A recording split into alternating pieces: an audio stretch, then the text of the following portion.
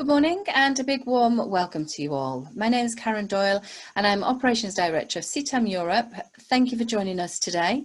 We're very pleased to welcome Professor Massimo Massa, who is the Rothschild Chaired Professor of Banking and Professor of Finance at INSEAD. He's one of the faculty teaching our CTAM Europe Executive Management Programme class, so I know you're in for a fascinating masterclass today. Alongside Massimo, we have CTAM Europe's co-chair Louise Cottrell, whose day job is SVP Affiliate Partnerships at AMC Networks International. Louise will be giving you some further insight on her experience at the Executive Management Programme as she participated in the last class. So a little bit about the programme. This is offered to senior executives in the connectivity, entertainment, media, content and technology supplier industry. The programme has been running since 2014 and has educated over 170 industry leaders. The next class has topical additions relating to the pandemic and how we've witnessed a profound shift in how customers use digital technologies to consume information, make informed buying decisions and engage with companies. It's a fantastic 5-day programme which will be held live in person at INSEAD in spring next year. So we'll have plenty of time for COVID to disappear and become a distant memory. I'll follow up with information on the programme in the next day or so and we'll show you a short video of the programme. So back to today's masterclass, which is titled The Strategic Canvas. It's scheduled for around about an hour, including time for a good Q&A session at the end. So please do get involved and use your questions and post your questions using the Q&A button. As always, the recording of this presentation will be posted on the members only section of ctameurope.com. And if you're not a current member, please email info@ctameurope.com to sign up. Members have access to 2 webinars a month, an annual symposium, which will be virtual in autumn, and webinars and monthly podcasts from our colleagues across the pond at CTAM US. So sit back and enjoy, and I'll now show you the short video of the programme and hand you over to Louise and Massimo. Thank you, enjoy. CTAM Europe Executive Management Programme at INSEAD. An intensive, comprehensive learning and development experience developed for the connectivity and entertainment industry. A program to help industry leaders stay one step ahead of the changes in our industry. At the inception of the 5-day program, we chose to partner with INSEAD, the business school for the world, whose global MBA program has been ranked as the #1 program in the world for 2 consecutive years.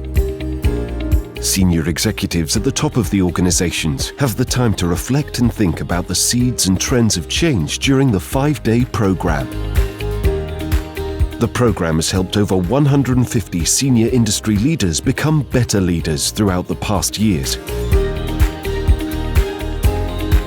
The classes are generally around 20 to 30 participants, and therefore chances for discussions throughout the week are extensive. In addition, there are some fabulous organised networking and social events. New contacts are made and nourished throughout the week and beyond. We hope to welcome you or your organisation's leaders onto our next programme.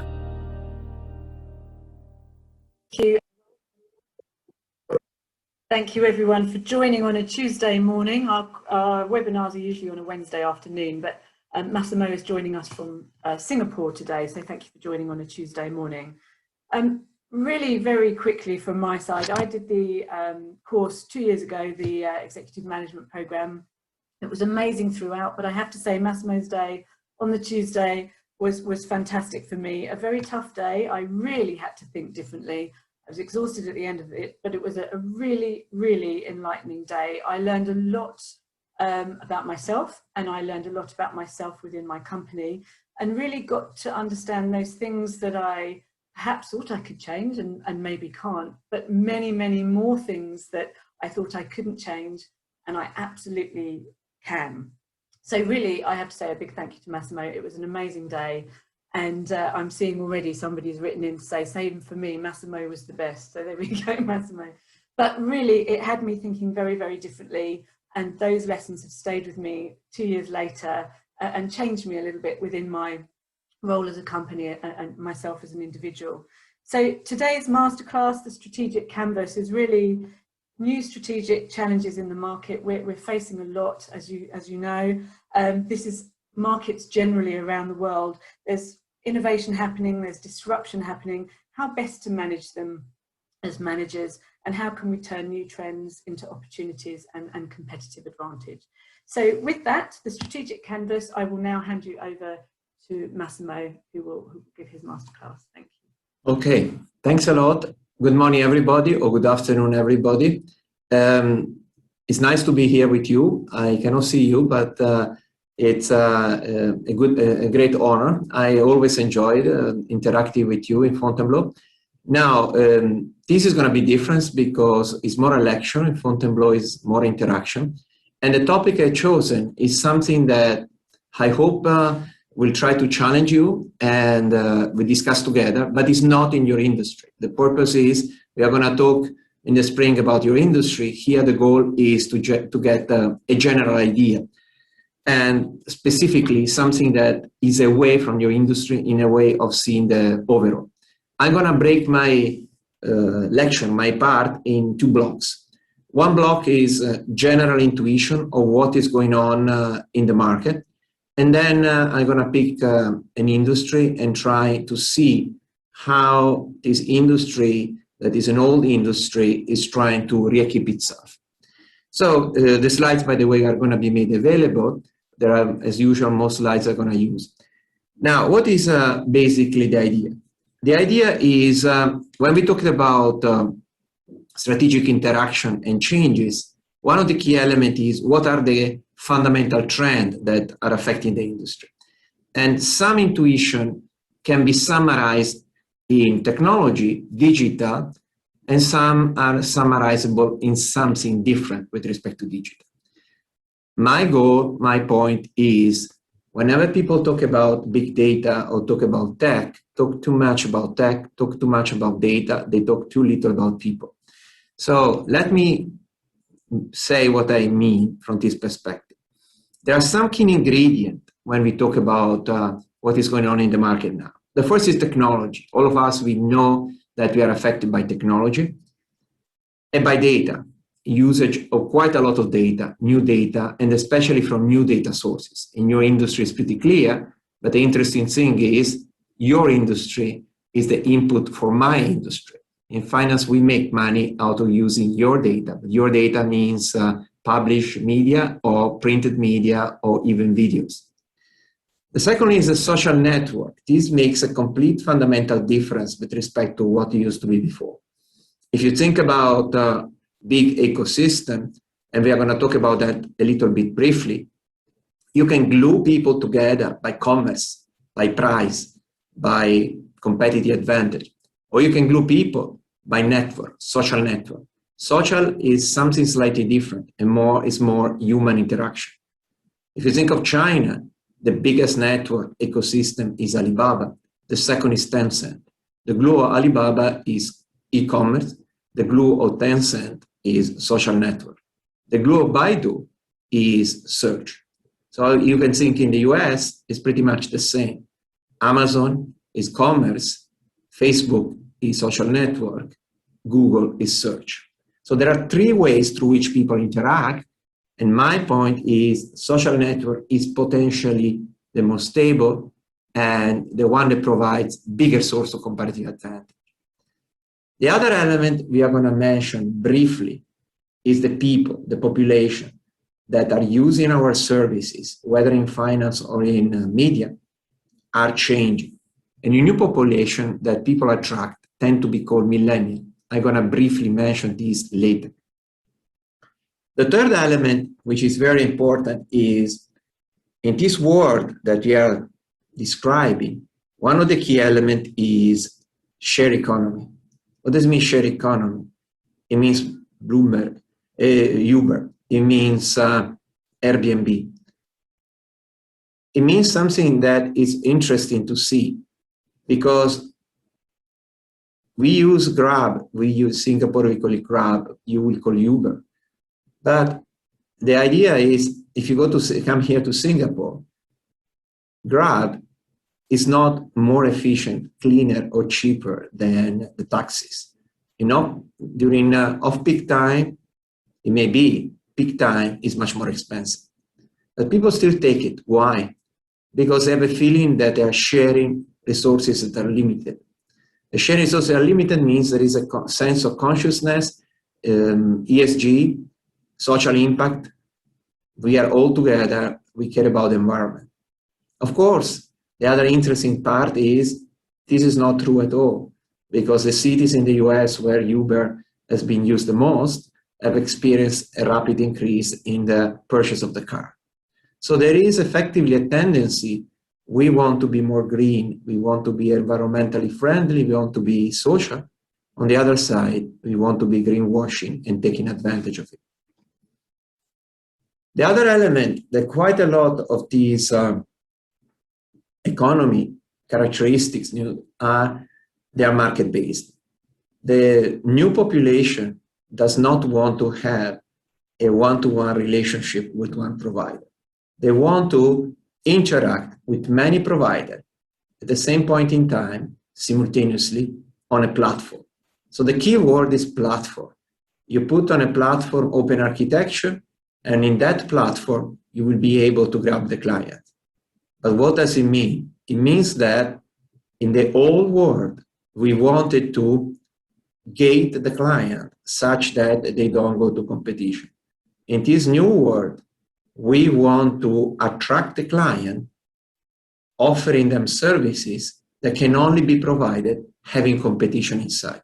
So another way of saying is, we cannot gate the new generation, increasing the cost of exit or finding constraint to prevent them from leaving. But what we can do, we can create an ecosystem in which we increase the incentive to be there. And this ecosystem, if they're built on social and behavior, can be much more sticky than just gates. And the other issue is, all of this environment will have one key common component we are going to see. And this common component is information. And information means regulatory burdens, how to use it, and how to diverge among people. Other feature that are important is this environment is not an environment where you're going to win the competition due to cost. Actually, one of the key intuition in this new environment is cost commoditization. What does cost commoditization mean? It simply means that you can buy a structure, a technology that reduces your cost always, and you can use them, which means that cost cannot be any longer a source of comparative advantage, at least for the normal companies. The cost can be provided cheaply by other structure, blockchain, fintech, ecosystem. You can outsource the cost. Don't try to have an advantage based on cost. That's very difficult. It's much easier to take an advantage based on the client, front office. The second element is everything we are going to talk about of this new world is quantification. Clients like to quantify the offer, which means a structure based on knowledge of data, transfer of data, sharing of information, and understanding of the data, which means open access. It's not an accident that even Microsoft, they used to like closed source with Nadella, has switched to open source. There is no way of keeping a closed source the same way it used to be once. You need to have open source to share the data. That's why people call the system transparent and open. The other element which is interesting is the entire new world experienced a change in a specific direction. People use a word called gamification. What does gamification mean? It means that the offer of the product has to be turned in playing of a game. Now, playing of a game can be achieved in different ways. But the most important thing is, if you get the client to play the game, the client will be hooked in. But the most important is, if he likes to play the game, he will not like the game to stop. And if the game stops, he's not going to be happy. Which means provision of services that are cheap, fast, and efficient may not be what the client wants. Because if you're in a game, a fast and efficient service only means the game stops shortly. So it's not a great idea to offer efficiency as a solution. There is something else that is much more important. And the extreme of this intuition is just think about what is bringing together of the minimum common denominator of Instagram and IKEA. IKEA, the furniture shop, Instagram, they are pretty much the same. Why? Because what they sell client the joy of working. So they make the client pay to work, to post a picture or to assemble the furniture. In this situation, clients are in some way playing a game, and the longer it takes to build the furniture, potentially the more interesting the game is, the longer it takes to post the picture. So the concept is cost, speed, efficiency may not be the source of a competitive advantage for most of the company. The other element is we are talking a world that is interactive. It's changing pretty fast, but the relationship with the client has to change in a way in which you update the client in a fast way. The extreme are insurance companies are selling services where the price of the service, the insurance premium, changes every day depending on how risky the client is running his life. Banks are offering loan whose rate, the interest rate changes every day depending on the type of healthy financial life that the client is willing to run. The more the client acts in a specific, not very risky way, the more the cost of the loan is going to go down. Share economy we already talked about. The system has to be dependable, which means that new technology has to be trusted. These are pretty much the main feature. And let me show you three common elements. These comes from the World Economic Forum and are linked to what I was mentioning. Cost commoditization is one key parameter. Don't think that you can build a sustainable advantage on being cheaper or having a better cost structure. This can happen for some companies, but for the vast majority is not the case. Don't think that you can get a big source of competitive advantage by being back office or having a distant relationship with the client. Most of the profits are redistributed to the front office in most of the industry, which means being B2B is very risky compared to being B2C. Most of the clients would like an experience ownership. They want to be able to control the experience of what they are doing. The IKEA experiment, the Instagram experiment is something that is telling you are not selling the client a product, you are selling an emotional experience. And clients want to be in charge of managing the experience. In some way, you're not selling a product that is already complete, you're selling a product that has to be completed by the client. And then what I was mentioning, platform. Now, let me go showing some example, more concrete. One example that you must have heard is something called advanced manufacturing. Advanced manufacturing of 4.0 is one of the major trends. Everybody talks about advanced manufacturing, but what does it really mean? Think about the following. An old company, Air Liquide. Air Liquide manufactures canister, bottle of oxygen. Oxygen is used in hospital, think about COVID now, is used in steel plants. What's the main intuition? I'm Air Liquide, I sell bottle of oxygen. What's the main problem of the client? When to place the order. If the client places the order too early, it will end up, which means place is very risk averse and demands a lot of oxygen, it will end up with a lot of bottle, is not able to store up. If doesn't want to spend money in the warehouse is going to ask for the bottle of oxygen only when it's too late.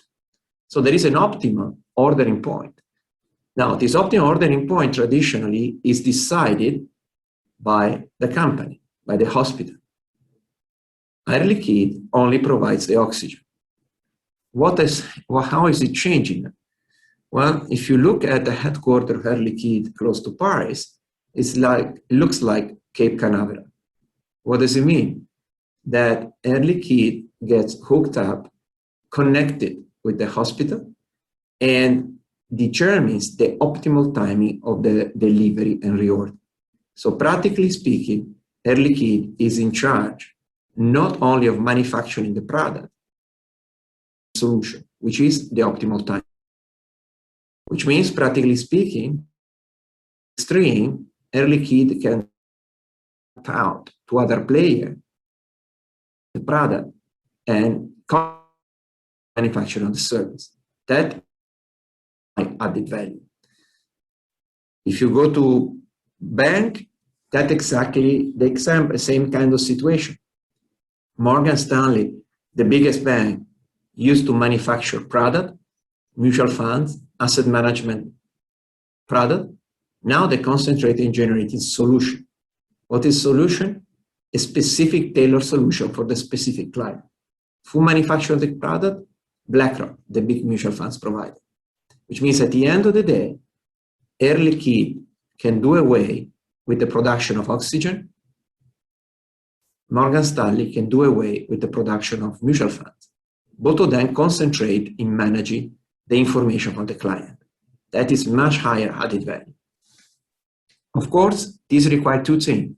Require direct connectivity with the client, because this requires a real-time connection in a structure, and the structure can be something like an ecosystem or a blockchain structure. And the second key element is connection, and the second element is managing of data. And managing of data means privacy.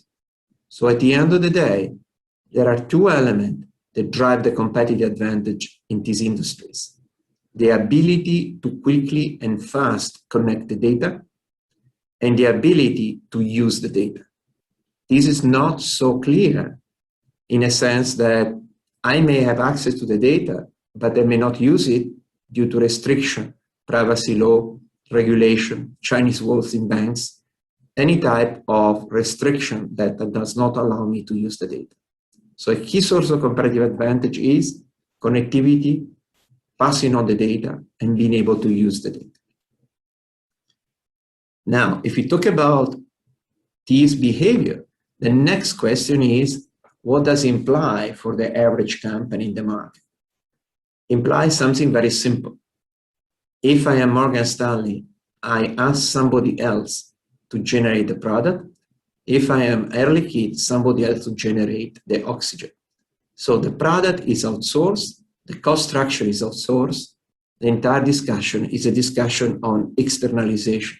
You can externalize services, function, but more importantly, you can even externalize the manufacturing of the product because you don't need them any longer. What's the next trend? The next trend is, I was mentioning connectivity. Connectivity has one major implication, and the major implication is tailorization. So if you think about things like Spotify, what do they allow you to do? They allow you to, in some way, tailor the offer. The tailorization is not what it used to be. The old tailorization was, I can manufacture a car that has the color you want. We are not at the All Blacks of Henry Ford, but at least we give every customer what they want, the color they want. The problem is, very often, the clients does not necessarily want you to give him the color. He would prefer himself paint the car. That's the idea of Instagram, and is the idea of IKEA. So tailorization also means ability to co-work. Co-work means you jointly create the final product with your client, and the client has the final input in manufacturing it. But there's an additional step that is even more interesting. It may be possible that the client does not know what he wants. And that's a separate step, because if the client doesn't know, the real service is to help the client understand what he really wants. So we are moving from a world of Henry Ford, everybody is entitled to the car he wants as long as it's black, to a world in which you get the car of the color you want, to a world in which you get the car and you help in painting it, to a world in which I help you to figure it out which color you want. Now, notice the last one is the part that I find most interesting. This is something that has been popping up in parallel for many years. And we have very limited time. We are not going to have time to discuss it. But most of what I do is behavioral finance, which means we use the biases of the clients. We use the biases of the manager in order to help them. But what does it mean help? To debias them. So to help them understand what is the color they want. In your world, it's like moving from, I am Netflix, I identify, looking at your previous pattern, what you want, to a situation in which I help you to psychologically understand that always asking the same movie may not be a great idea. I find that you have this bias. I help you to figure it out what is better for you. Now, the other element which is important is artificial intelligence. Artificial intelligence is something that a lot of people have talked about, but from my perspective, what does it mean, artificial intelligence? It means that the world has changed in a very concrete way. Used to be the case that the thing that mattered the most was, for instance, in finance, the amount of asset under management. So for instance, if I'm a bank, how much I have under management, how many deposits I have. It's now the case that what matters the most is the scale of the client, the number of clients. If you think of an ecosystem like Alibaba, it's made of many clients, many points on which you can train your network and learn, but there are not necessarily many rich people. One thing is having Jeff Bezos as a client. One thing is having 1 million people with the money, which is 1 millionth of Jeff Bezos. At the end, the amount of money is the same, but having 1 million data point is much more worth more than having Jeff. All system was mass production. This is tailored. And the other key element is every type of situation in the new world is a situation that is different from the old one. In the old world, in my case, I observed in finance and some other industry, what people wanted was exclusive relationship. You go to the bank, that is your bank, and the bank sees the client and says, that's my client. I don't want to share it with anybody else. In the new world, that's different, because if the bank is sharing the client in an ecosystem, is more likely to keep the client and to be able to upgrade the client. If you restrict the client from leaving the ecosystem, it's more likely to lose the client and is less likely to upgrade the client. Which means the world that we are looking at is the world that is moving from, I make it very difficult for you to move away from me, to I create incentive for you to stay with me. It's like in your world saying, if I am Netflix and I want to retain client on my platform and I want to prevent them from going to Disney, I don't just make expensive the exit, I don't just make expensive technologically or price-wise, but I just add additional feature, maybe teaming up with somebody else, teaming up with AT&T or whatever. But the idea is I need to enrich the ecosystem to retain. I don't need to gate people away. Now, this has a major implication that if you look at the strategic scenarios around the world, there are two major sets of players. Some player represents the ones that are better able in managing the cost. There are very few, very limited, but they are the guys that are able to turn their cost into profit center. And then you have all the other players that are better off to externalize the cost function. So practically speaking, you always need to ask yourself, do I have a source of competitive advantage in cost? In this new economy, most of the people are going to say no. If I don't have the source of comparative advantage, I'm better off outsourcing. And there are going to be a limited number of players that are going to turn what is a cost center to them and everybody else into a profit center. So that is going to be the reallocation and major dislocation inside the system. And then I was mentioning about ecosystem. Ecosystem is a very interesting phenomenon, if you think, because ecosystem, the way they are born now, they are very likely to become the rule of the game in many areas. You may have ecosystem of payment, digital wallet, you may have the ecosystem and credit card. If you think about China, there is an ecosystem called Alibaba. Now, why is it interesting, an ecosystem like Alibaba? It's interesting because changes completely the rule of the game. The first element is the ecosystem called Alibaba. I don't know if you are familiar with it, but the ecosystem called Alibaba is an ecosystem based on e-commerce, based on hundreds of millions of clients, based on use of technology. Technology so much that people call it tech fin. But the reality behind everything is the ecosystem was born only to address the most basic human feeling, trust. People in China were not able to trade with each other because they didn't trust each other. If I sell you a bike and you don't trust me, you don't pay me, so I don't send you the bike. And I don't see the cash, I don't send the bike. You don't see the bike, you don't give me the cash, everything is stolen. eBay went to China. It was very successful in the US.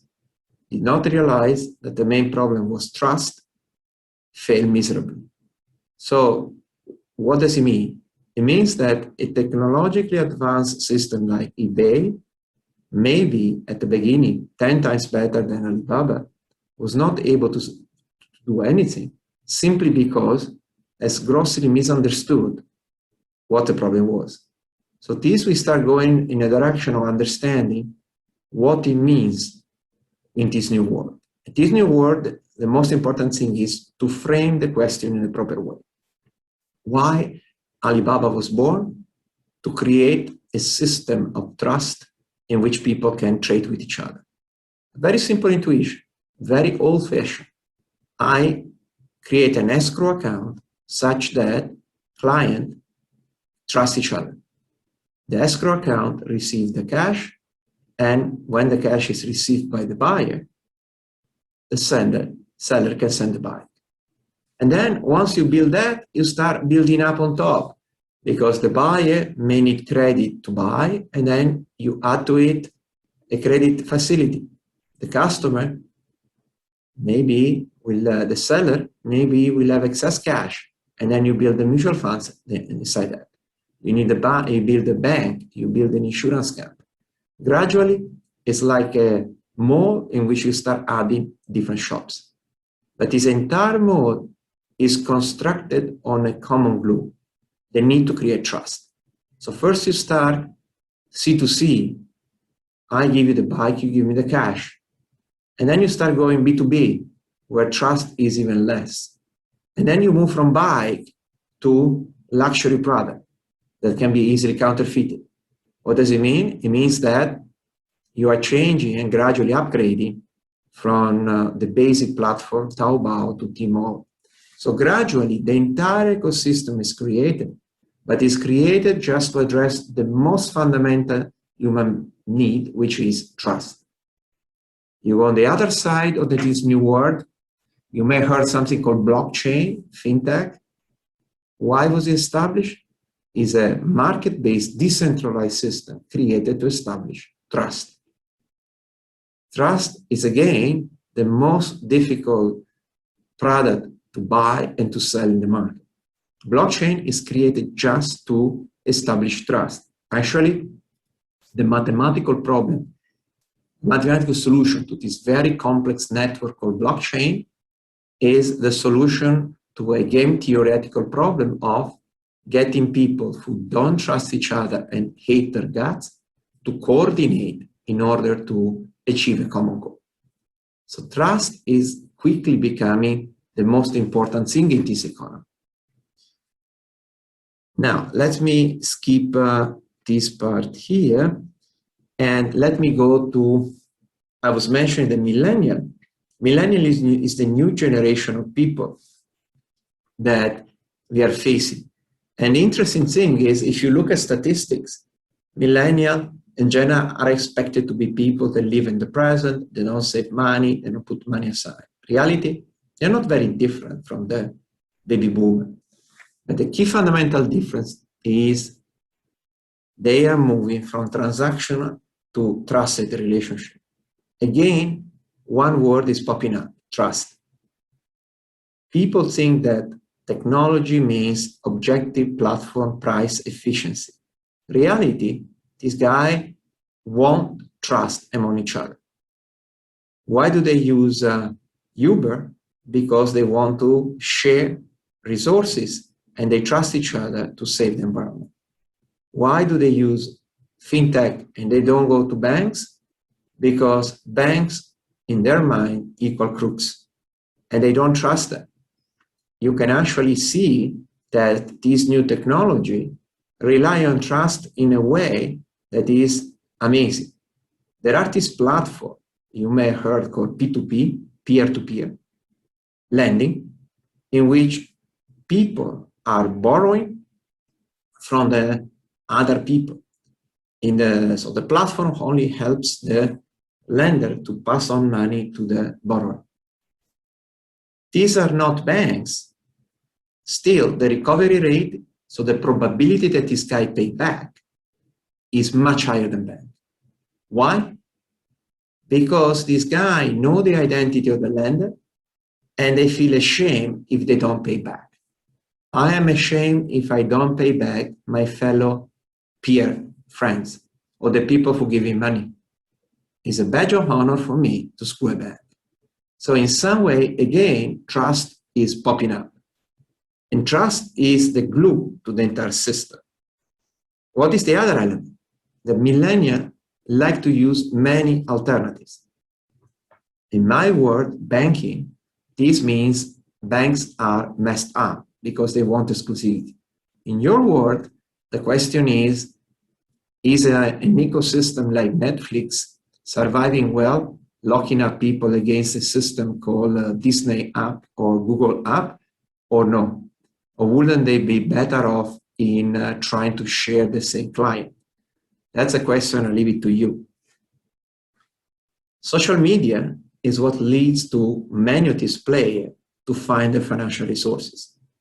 This is something we can leave in the background because it's pure finance, but the financing in this world is due to relatively small people that lend money through crowdsourcing. Gamification we mentioned, and gamification is linked to something else. Do it for yourself. And multi-channel ecosystem. One other thing that is interesting, ethical investment. There is a lot of debate in something called ESG. And you may have heard a lot of ESG, environmental, social, and governance responsibility, ethical investment. We need to be good. We need to help other people how to invest. There's a big drive. But if you think about what it means two things. That the new generation want to trust each other again and be social. But this also means something else. This means this is the offering of a bank. And what does the bank tell you? Well, if you invest the money with me, I'm gonna give you a very high return, or you may choose to get lower return, but invest in something that is ethical. Or you may choose to get even lower return in something that helps people, not only is ethical, not only doesn't kill, but also helps people. Or you get zero return, but you get your capital back, but you help people with your investment, or you don't even get your capital back. Notice the choice between being a greedy capitalistic bastard and a missionary is up to you. I am a bank. I offer you a new service. I offer you the green that did not exist before. Now, what does it mean? It means that ESG has helped us to increase the offer space, to increase the product space. And what does it mean? Banks are not able to generate performance, alpha, which means they need to change the rule of the game and telling the market, you don't really want alpha. Subliminal message, alpha is for greedy bastards. What you want is to help the environment. Why is it so interesting for the bank? Because helping the environment, you don't have to prove that you're good in managing money. You need only to prove that you're good in non-wasting money, which is a completely different burden. So practically speaking, all these activities are a reshuffling, reframing of the offering to a new generation coming up with a new product that is interesting. Now, notice, I'm going to pick an industry, banking, and I'm going to try to see together what is the problem of reaction to this phenomenon. This phenomenon, notice, is called disruption. Disruption means a big shakeup. What used to be in the past is not going to be in the future. Now, notice, this means that if you think about what every of the big CEO has behind his desk is the rate of development and maturity of the technology and the rate of obsolescence of industries. The music industry price is 0. Book price, 0. Newspaper, 0. So these are dinosaurs that died, and every single industry, banking in particular, they look at here, they say, are we going to be the next? Are we going to be the next dinosaur? Typical example is Kodak. Kodak, if you think about, was one of the most successful companies in the world. They used to have 90% in mechanical camera. Digital camera comes, completely disrupt the business and destroys Kodak. This is Kodak, quietly sitting on the beach with some alcohol and a cute chick running away, 90% market share, the wave of innovation, and the company called Fuji disrupting, killing Kodak in the background. Now, why the Kodak history is interesting? It's interesting because when innovation came, Kodak became obsolete. Why did Kodak become obsolete? Not because it didn't catch the wave of innovation, but simply because overspent too much money too early in the new digital cameras. In the meantime, somebody called Fuji came from the back and took control of the old cash cow called the mechanical camera.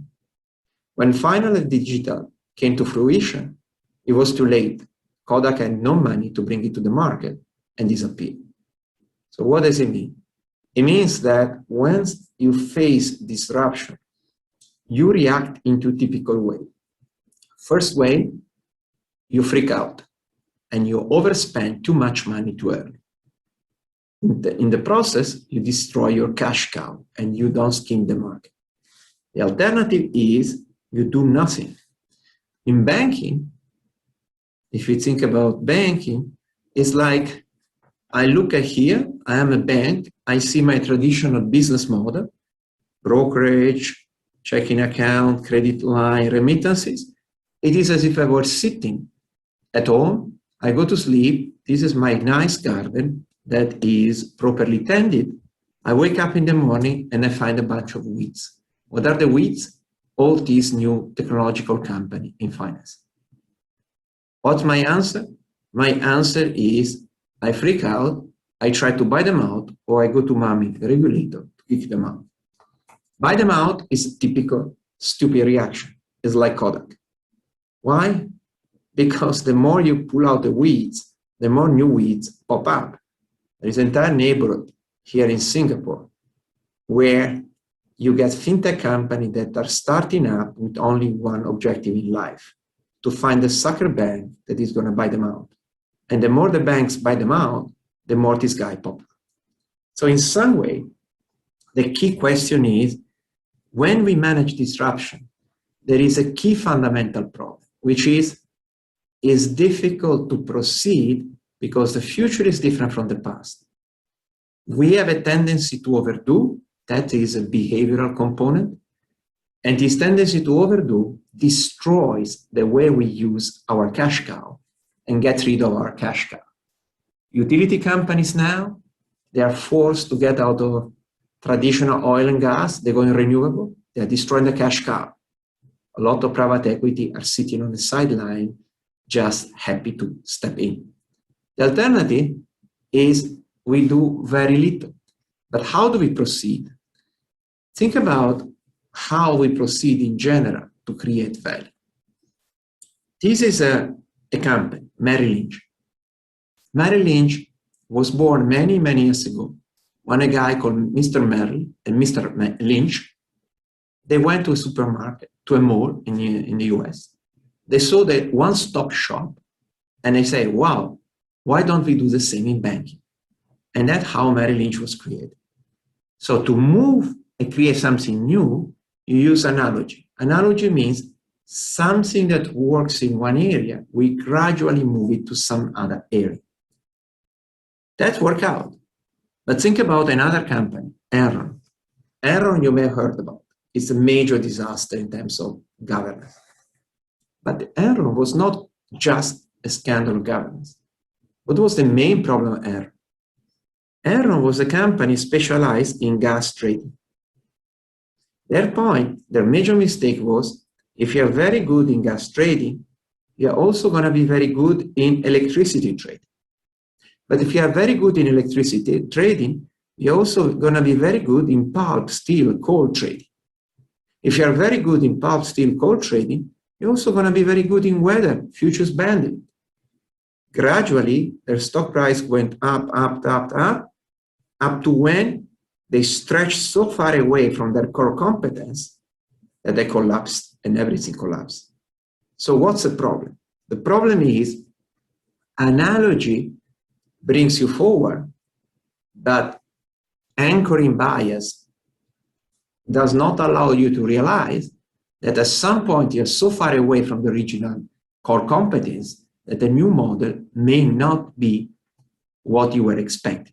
So there is in some way a problem between the speed at which you go and your ability to go there. Either you go too fast or you go too slow. But fundamentally, the key fundamental problem is in all these situations, what is really missing in managing disruption is the ability to frame. We don't know how to frame the problem in a correct dimension, and we don't know how to frame going forward. So let me show you a couple of examples as again from banking. Banking is like Kodak. They're spending too much money too early. In fintech, they are destroying the cash cow. Some banks have found a solution, a way forward. What is the way forward? The way forward is something that is related to the idea of if you think about what banks do, they manage your risk. They manage your portfolio, and you give them money theoretically to invest for retirement, for the future. Now, they invest for the future. And the idea of investing for the future is the bank has to be able to manage the risk. Volatility risk, financial risk, stock market risk, all these risks. That's all banking. Somebody else is able to do it better than banks. BlackRock, FinTech, disruption is coming. The bank should not do that anymore. But then what does the bank can do? What can the bank do? Well, if you think about the major risk for the client is the client himself. So the problem is most of the money is lost is due to stupid idea of the client. Stupidity means behavioral problem, biases. Loss aversion, disposition effect, overreaction, overconfidence. We can spend the entire day talking about it. But if we identify that biases create a major problem for the client, and it's the biggest problem for the client, then we can change our price of our product offering. We don't offer the client a product. We don't know how to manage a portfolio. We offer a solution. What is a solution? The solution is how to solve the problem of the client, putting the client on the couch and debiasing. So debiasing becomes the key service. The product can be sold by somebody else. Now, this is not only bank, and you have to show you, this means you can do it when you're a strategic advisor, but the interesting, this Allianz is one of the biggest asset manager in the world. They own PIMCO, is a German insurance company, maybe the biggest in Europe. This is an advertisement of Allianz to the client. Tells the client, invest in our wealth management. What do they offer? They don't offer return. They don't offer risk management. They offer this guy. Who is this guy? His name is Shlomo Binarzi. He's a professor of psychology at University of California, Los Angeles. He's a shrink.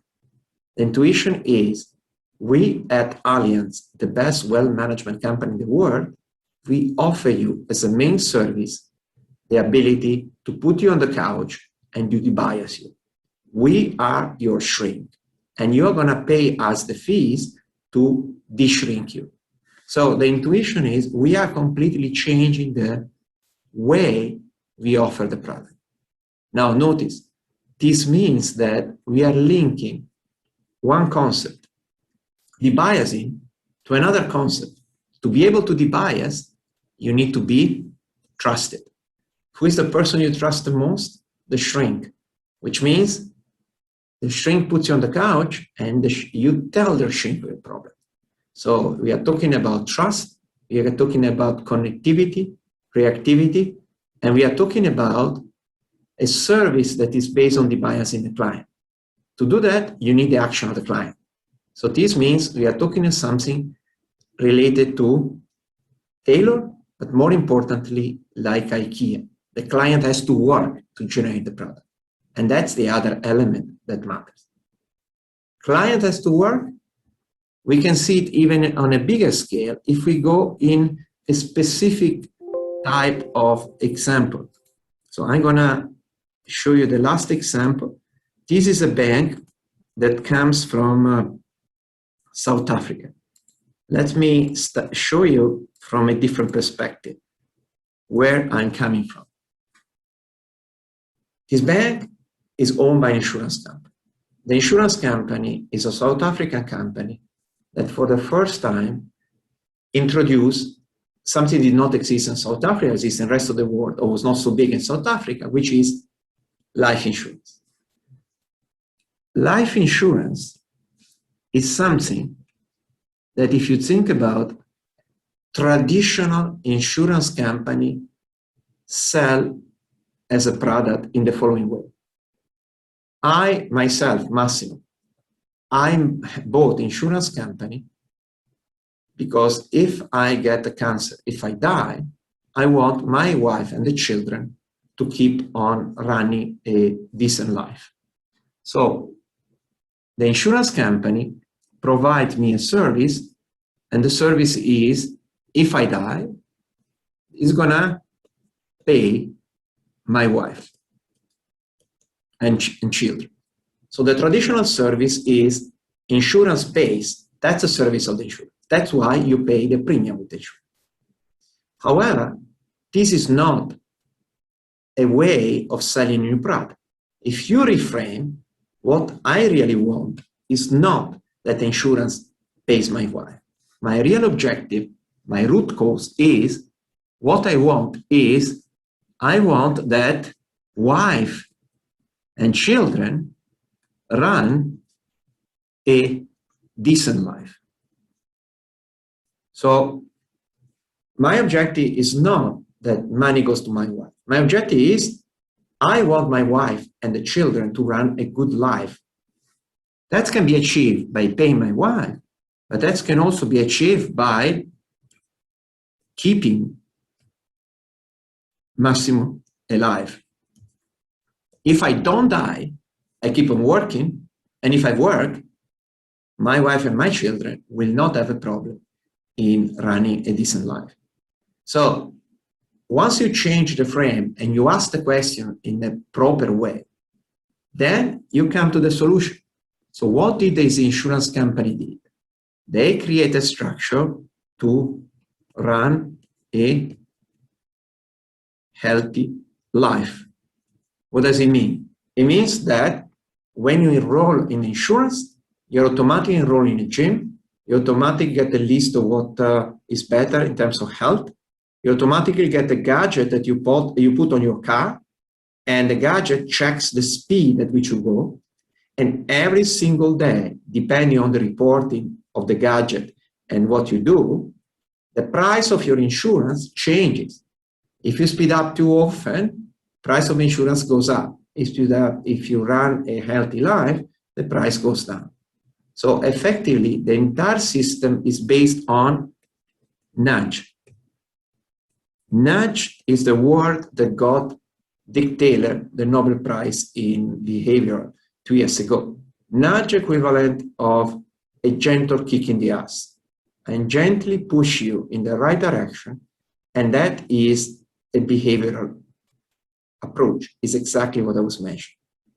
What does the bank I was showing you do? Well, the bank is you run a healthy financial life. What does it mean? It means that when you get a loan, you get a proposition, a carrot. And what is the proposition? The proposition is the moment when you get the loan, the interest rate depends on your running a healthy life, not spending too much, keeping money in the account, having insurance, and so on. But this is a new world. How do you know it? You get on your iPhone, on your iPad, you get a sort of card, or you get this stuff here that automatically tells you what is the column that you are. It's like a frequent flyer. If you're running a healthy financial life in a nice way, you're platinum. Otherwise, you go down to gold, silver, ivory. And if you're platinum, the price of your loan that you got with the bank goes down. So you are repriced every day. That's one element. What's the second element? The second element is you are immediately trapped, invoiced in one ecosystem. So the new world only works with ecosystem. An ecosystem means the moment when you are part of using the card, you are going to get points. And the points can be spent in lounges, can be spent at a gas station, and so on. What else? You get to jump ahead the queue when you go to pharmacies to fill the prescription. Now, this may not be relevant to us, but South Africa is important. The fact that you jump in the queue, having a slick up application and part of an ecosystem is exactly what allows WeChat in China to be so successful. If you don't have WeChat, you can wait online at the Beijing train station with all the social pariah. So the idea is I build an ecosystem around you. Then I scaling up, adding the insurance. Then I scaling up, adding more people around. You can spend your point like a frequent flyer. If you run a healthy financial life, you get additional points that you can spend. Or you receive it immediately as soon as you join an Apple Watch. And that's yours. You can immediately experience and be happy with it. But if you don't use the point to pay back later, you have to give it back. So it's like a frequent flyer. But the difference with respect to a standard frequent flyer is you get to travel before you accumulate the miles. In a standard frequent flyer, first you accumulate the miles. Why? It's very simple. Losing something you already have is much worse than never getting something. When you get the mile and then you fly with a free ticket, you are happy. But the unhappiness you get out of losing the watch is much, much bigger than, so if the reduction of the unhappiness that you get being able to not losing the watch gives you much more happiness than just simply getting the watch. Of course, the entire scenario is littered with these behavioral tricks. What does it mean? It means that you have, at the end of the day, a structure based on three elements. You have the technology, and in this new world, technology rule the roster. And technology is the app, is the almost instantaneous e-wallet payment system.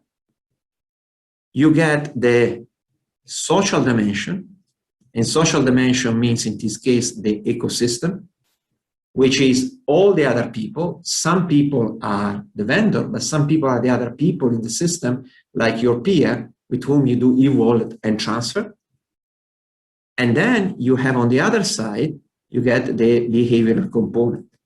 And the behavioral component is the one you use to nudge. And nudge means you are changing the behavior of the client. So what is the final message I want to leave? I am almost on time, a little bit late, but the message I try to leave is the big disruption that we are facing and has been going around in terms of new technology popping up and so on. Very often people stress the tech side, but the reality, the most successful player are the one that stress the social and behavioral side. And all through the discussion and presentation I had, I tried to make the point that social, share economy, impact investing, ethical investing, ability to be part of a network, this is much more important than the pure technology. But it's not enough, because being social is a passive feeling.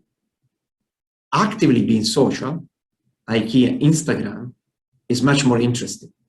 Using behavioral biases to induce you to be active is the trick that the company can be using. And this applies at many layers, at many levels. And this in some way is what differentiates these banks or this application from many other applications that are just simply a regurgitation of technology used to sell all product. So the key point is not selling all product, but try to reframe the offering, understanding what is the real need of the client. I don't need to get money when I die. My goal is that my family keeps on having a specific life. Once we frame the question in that way, the solution can be found. Okay, I am on time. Now, any question from your side? I cannot see you, but I can see questions if they're asked. If I may just ask one. Yes. On the screen. Firstly, the life insurance, I also was asked to buy some new life insurance recently. I went through all of this. It was amazing. And I was prepared to pay more for the life insurance that gave me this competitive edge to living my life as healthily as possible with all the perks that come with it. It was amazing. But anyway, my question really is, I was really interested on the new generation of people and the whole sort of environmental services and things. Do you think that is something that is linked to a customer's age? Is it a thing of now, or is it something that we're seeing more of in a younger generation's way of being, or do you think when they're older they will shift back to perhaps more commercial decisions? No, I personally think that is a big shift in the perception of what people want. Can be determined by many reasons. The first reason is we fulfill the basic needs. If you think of the Maslow pyramid, most of the new generation already have ability to support themselves through life. It's not a concern about starving in the street, which means you start going up trying to meet other needs, and the next need is being social. So we try to care about ourselves because now we are free from the slavery of working hard to survive, which means in the most developed country, you see it because there is wealth. In the more developing countries, it's still not there. So in the developing country, people are still elbowing. In India, you don't have anything of that. It's the biggest polluting country in the world in terms of CO2 and steel production. But that makes sense because still are at the stage of producing wealth. The moment when you free people of the need of bringing money home or bringing bread home, you start thinking about something else. It's the most natural human feeling. And how do you think that the COVID situation and lockdowns and things has shifted people's behaviour in line with what you're talking about? Well, one thing that is interesting is we look at data about United States and we look at data from, there is data broken down at individual county zip code on when the lockdown was imposed and how people change in their behavior.